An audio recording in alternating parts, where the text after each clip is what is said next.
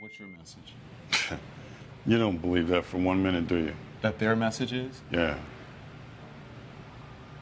That's what they said to me. Okay. Yeah, I believe them. Of course Any I believe them protests when they say over that. the deaths of these cops today in Baton Rouge? I don't know that. I don't know that. Any riots or protests over the police officers in Dallas, Texas? What are you asking? It's a pretty simple question. I asked you if what's your message to the people. Their message is one of peace. What is your message? My message has been clear from day one 2 years ago. This anti-cop sentiment from this hateful ideology called Black Lives Matter has fueled this rage against the American police officer. I predicted this 2 years ago. So what I want to know, okay, Sheriff. do I want to know? With all due respect, do you know that this was because of that? Do we Yes, know I that do. As a law enforcement officer? I've been watching this for 2 years. I predicted this. This anti-police rhetoric sweeping the country has turned out some hateful things inside of people that are now playing themselves out on the American police officer. I want to know, with all of the black-on-black violence in the United States of America, by the way, when the tragedies happened in Louisiana and Minnesota, you know that 21 black people were murdered across the United States? Was there any reporting on that? There was a black officer who was killed today. But Was there any reporting on that? Sheriff, please, let's just keep the volume down here. So I understand, and listen, I'm looking at 3 dead cops this week, Sheriff, and I'm looking at 5 last year. You trying to tell me to keep it down? If you'll just please, we can keep it civil. So, because the message to people at home, I'm sure you want, is one of civility. I wish, Don, I wish you had that message of civility to have a conversation toward with this you. Hateful ideology, these purveyors of hate. You don't know what my message is. That's what I what want they to say do. to you is these people preach vile and virtue We'll be right in the back. name We're of going to go to break, hate. and we'll be right back. All I want to do is have a conversation. I can't have a conversation with you if we're both talking at the same time. What it sounds like to me is that you're accusing me of violence and supporting something.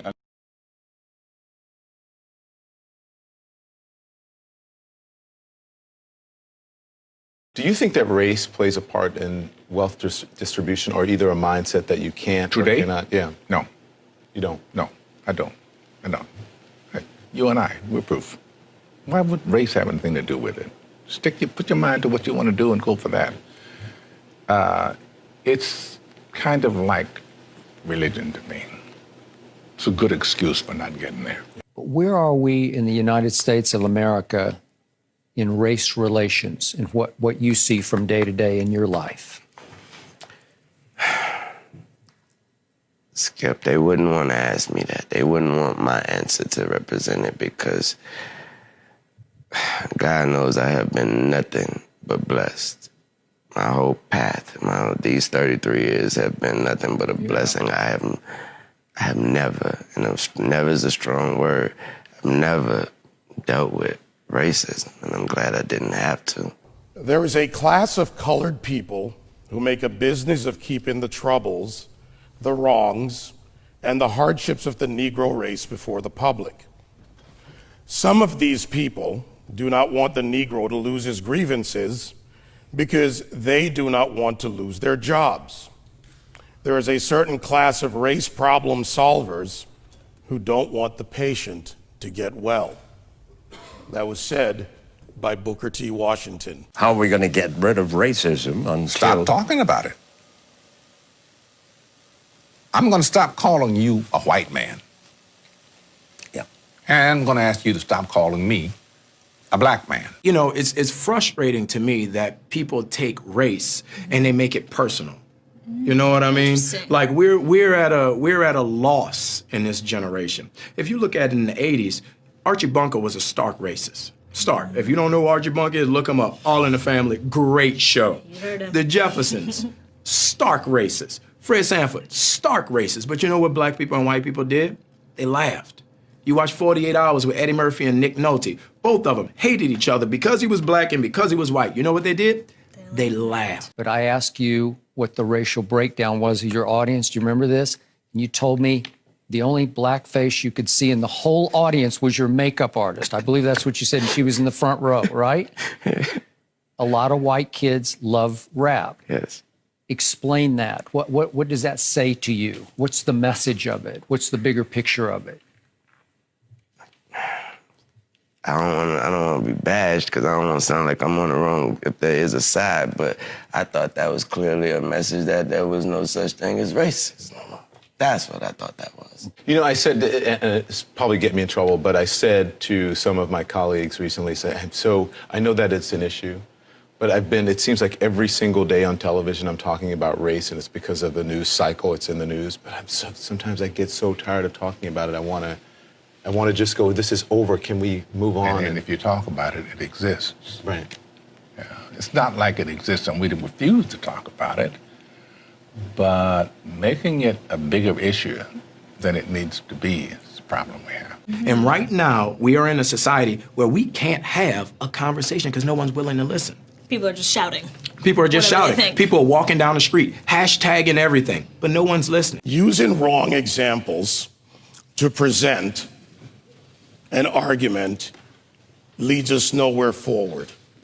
I understand the emotion and I respect my opposition, but when you go into the areas of making false charges and living in the past, you do not address the issues of the present. And, you know, incarceration rates in America has been a problem, especially as opposed to minorities. And Roman delves into the issues around the legal system. Do you think we've made any headway in the legal system? I think it's more important to make headway in our own house. By the time the system comes into play, the damage is done. They're not locking up 7-year-olds. In the 1960s, 80+% of blacks were two-parent homes. Barack Obama was elected, I looked at his skin color, looked at mine, I said, that's amazing. And then the years went by, and I looked at my community. There's this building I saw, and it started building, and then when, like a year into Obama's election, it stopped. And then it never started building again until a year after Trump's election. He was inaugurated, the economy came back, that building started building again. And I noticed that my community started improving again, new buildings everywhere. And I realized something, I realized it matters who's in office. I apologize to no one to the fact that I like President Trump. I don't like him. I love President Trump.